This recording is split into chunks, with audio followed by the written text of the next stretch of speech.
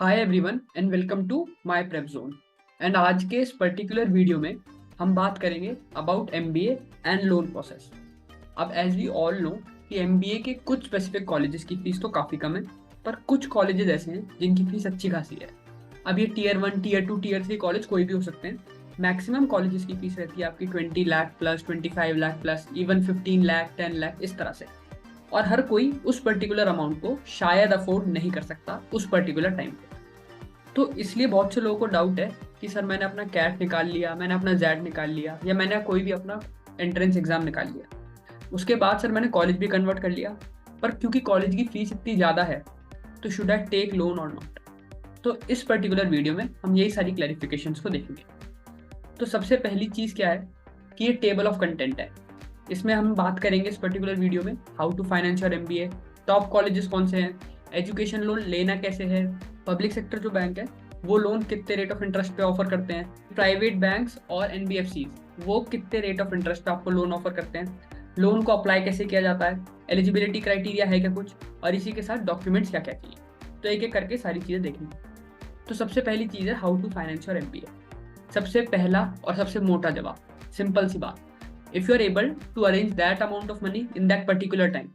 क्योंकि आपको पता है जैसे ही आपकी शॉर्टलिस्ट आउट होती है फॉर अ रिस्पेक्टिव कॉलेज, तो वो आपको टाइम देते हैं 15 डेज, 20 डेज या फिर 1 महीने मैक्सिमम। इसमें आपको अरेंज करने होते हैं, अगर कॉलेज की फीस 20 लाख है, फर्स्ट इंस्टॉलमेंट रहती है 8 lakh to 10 lakh depending upon the college. तो उसके लिए you need to be mentally prepared कि आपके पास इतना अमाउंट होना चाहिए। अगर है तो वेल एंड गुड, नहीं है तो सिंपल सा जवाब, you can apply for a loan. ठीक है, अब किस कंडीशन में अप्लाई करना चाहिए वो डिपेंड करता है कि कौन से कॉलेज में आप जा रहे हैं। अगर वो एक अच्छा कॉलेज है जो कि आपको बेटर एक्सपोजर दे सकता है, बेटर प्लेसमेंट्स दे सकता है, बेटर करियर ग्रोथ दे सकता है, तो you can easily apply for the loan. ये तो हो गई एक चीज़ जिससे काफ़ी लोग डरते हैं कि सर लोन लेने से डर लग रहा है, लोन के लिए क्या हमें अपने जायदाद गिरवी रखनी पड़ेगी, या कुछ इस तरह के क्वेश्चन होते हैं। ठीक है, बिना कोलेटरल के लोन मिल जाता है आराम से, बस आपको अपना ऑफर लेटर सबमिट करना होता है बैंक के पास, वो अपना कुछ फॉर्मल प्रोसेस करते हैं और फिर आपका लोन सैंक्शन हो जाता है। अब दूसरी चीज़, टॉप कॉलेजेस कौन कौन से हैं इंडिया के फॉर एमबीए। तो जैसा कि हमें पता है MABCLKI, इसके अलावा XLRI हो गया, FMS हो गया, कुछ other private and government colleges हो गए अलॉन्ग विद IITs। ये तो हो गए कुछ टॉप कॉलेजेस जहाँ से आप अपने MBA को करने का कंसिडर कर सकते हो। अब इनमें से कुछ कॉलेजेस जो आप देख रहे हो, ये कुछ कॉलेजेस हो गए, XLRI हो गए, या कुछ प्राइवेट कॉलेज, इनकी फीस रहती है 20 लाख 25 लाख तक। तो इनके लिए आप लोन अप्लाई कर सकते हो। मैं फिर से वही चीज़ कह रहा हूँ, अलॉन्ग विद दैट बिना कोलेटरल के लोन मिलेगा। इसी के साथ अगर आप फॉरेन एक्सचेंज प्रोग्राम पे जाते हो, या फिर अगर आपको एक अच्छा लैपटॉप खरीदना है, तो वो सब अमाउंट भी आपका लोन में कवर हो जाता है। तो इसलिए आपको ये टेंशन लेने की जरूरत नहीं है कि मैंने सिर्फ कॉलेज के लिए लोन लिया, अब मुझे लैपटॉप लेना है तो उसके लिए पैसा कहाँ से आएगा। तो ये हो गई एक चीज़। अब आते हैं कि फी स्ट्रक्चर क्या है। अब जैसे कि ये लेटेस्ट फी स्ट्रक्चर है जो कि मैंने निकाला है फ्रॉम डिफरेंट सोर्सेज।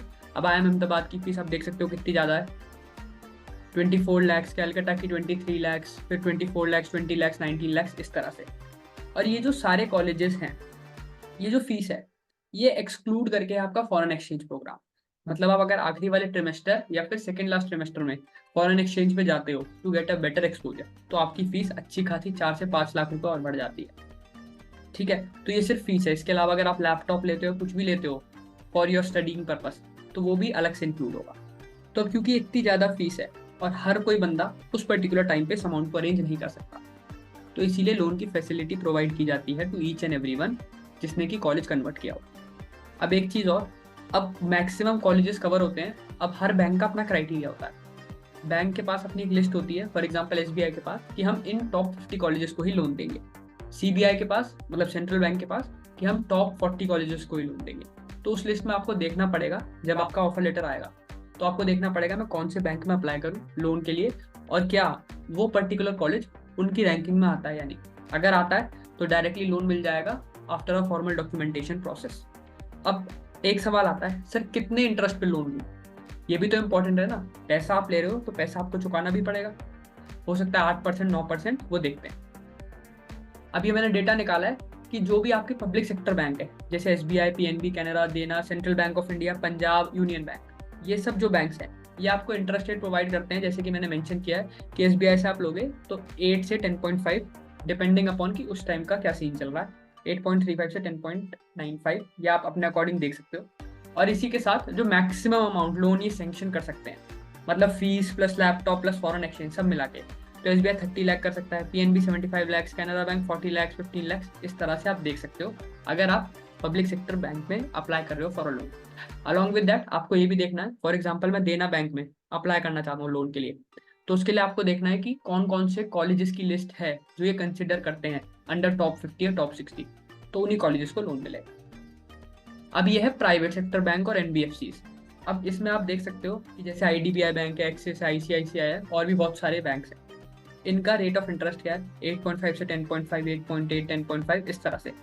और इसी के साथ मैक्सिमम अमाउंट दे रखा है कि हम इससे ज़्यादा का लोन सैंक्शन नहीं करेंगे, जैसे 20 लाख, 75 लाख, 50 लाख, इस तरह से। पर ये फिगर थोड़ी सी चेंज की जा सकती है अगर आप डायरेक्टली जाके वहाँ के मैनेजर या रिलेशनशिप मैनेजर से बात करो। फॉर एग्जाम्पल अगर कोई IMA, जैसे हमें पता है फीस है इसकी मान लो 25 लाख है, जस्ट एग्जाम्पल, तो ऑब्वियसली अगर आप दिखाओगे उस पर्टिकुलर बैंक में तो वो लोग भी कंसिडर करेंगे इस चीज़ को, क्या कि IMA का बनता है, इसे हम लोन दे देते हैं, ये तो आराम से उतार देगा। IMB का बनता है, इसे लोन दे देते हैं, ये तो आराम से उतार देगा, इस पर हमें वो सिक्योरिटी वाले इश्यूज नहीं आएंगे कि ये पैसे नहीं चुका पा रहा अपनी पोस्ट ग्रेड के बाद या कुछ इस तरह से। ठीक है जी। उसके बाद है कि अप्लाई कैसे करें। अब हमें पता चल गया कि बैंक कौन सा है, ये मुझे पता चल गया रेट ऑफ इंटरेस्ट क्या है, अमाउंट क्या है। अब अप्लाई कैसे करें।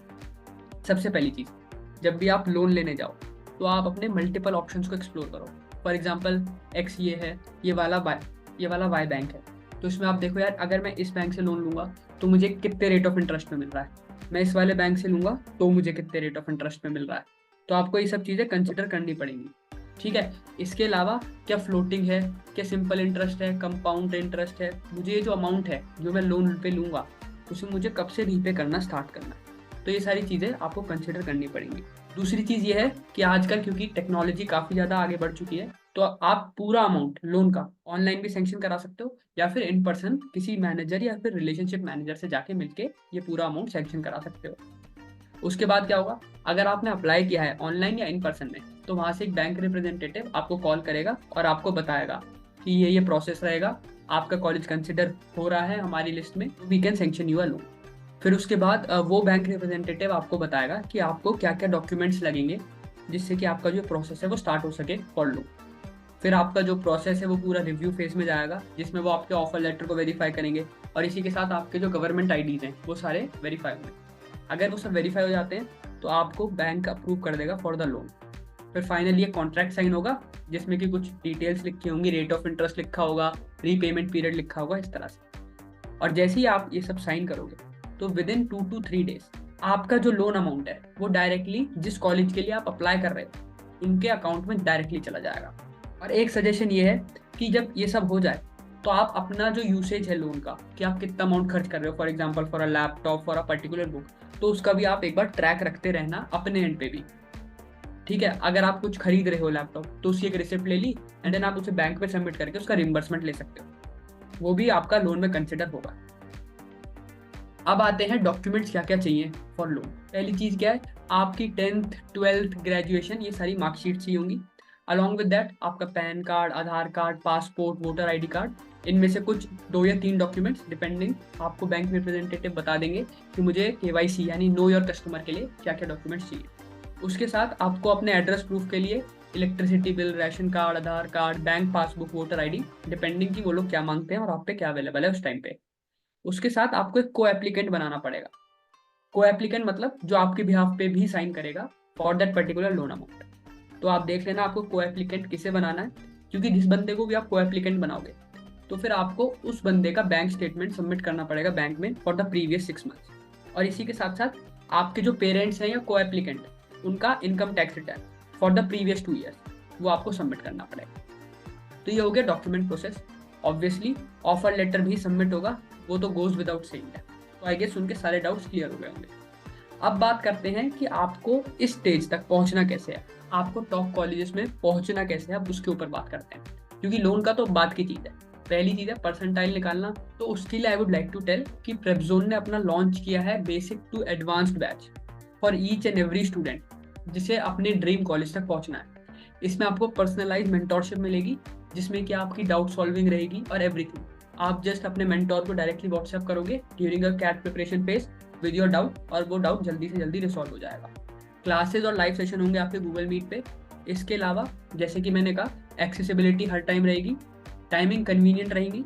मतलब सर आपको कोई पर्टिकुलर सेशन चाहिए तो आप अपने मेंटोर को बता सकते हो and he will arrange for that particular session.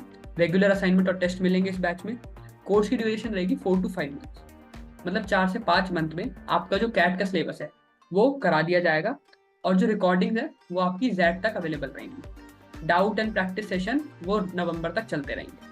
और इसी के साथ अगर आपके डाउट्स इकट्ठे हो गए हैं तो एक वीकली डाउट क्लास भी रहेगी, जिसमें कि आप अपने सारे डाउट्स एक साथ शूट कर सकते हैं। और ये उनके कुछ रिजल्ट्स हैं, आप देख सकते हो कि उनकी कितनी बढ़िया बढ़िया परसेंटाइल आई है। तो ये तो हो गया पाथ कहाँ तक जाने का, टॉप कॉलेजेस तक। मैंने आपको तरीका भी बता दिया लोन का, तो आपको दोनों चीज़ें समझ में आ गई होंगी। और अब अगर आपको कोई भी डाउट है तो आप डायरेक्टली इस नंबर पर कॉन्टैक्ट करके भी अपनी क्वेरी को रिजॉल्व कर सकते हो। आई होप कि आप सबको समझ में आ गया होगा हमने क्या क्या चीज़ डिस्कस की।